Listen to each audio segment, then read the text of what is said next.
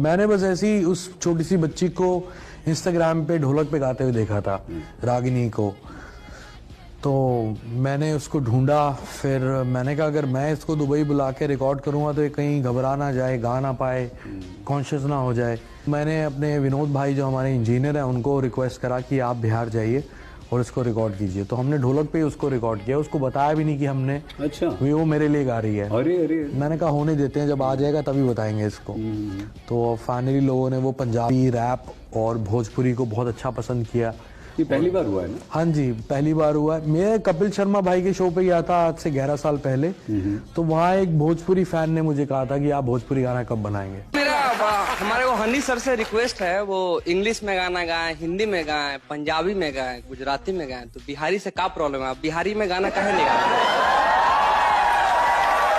तो सर मेरा एक रिक्वेस्ट है। लीजिए तो सही, आ रहे हैं, कर रहे हैं, गा रहे हैं, आइए इधर आइए। हर शादी में सब हम लोग इन्हीं गाने पर नाचते हैं। अच्छा, तो हम सोचते हैं कि भोजपुरी गाना गा दे अपने लैंग्वेज में, तो और हिला के नाचे हम लोग, जुगाड़ लगा के पूरा। अरे वाह! तो फैन मेरे फैमिली हैं, उनका हम कहा टाल नहीं सकते। तो जो वादा किया है वो निभाना पड़ेगा। निभाया।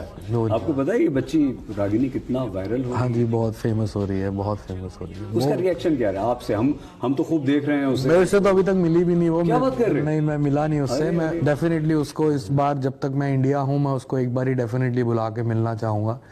और बहुत टैलेंटेड है और बहुत बहुत आगे जाएगी, क्योंकि उसके एक टेक्सचर में ना एक यूनिकनेस है, एक मासूमियत है उसकी आवाज़ में। जो स्टीरियोटाइप वोकलिस्ट होते हैं ना, वो गवा देते हैं अपनी आवाज़ में। वो उसके अंदर अभी भी गांव की खुशबू है उसकी आवाज़ में, जो मुझे पसंद आई थी और जो फाइनली ब्लेंड करी और लोग पसंद कर रहे हैं इस गाने को।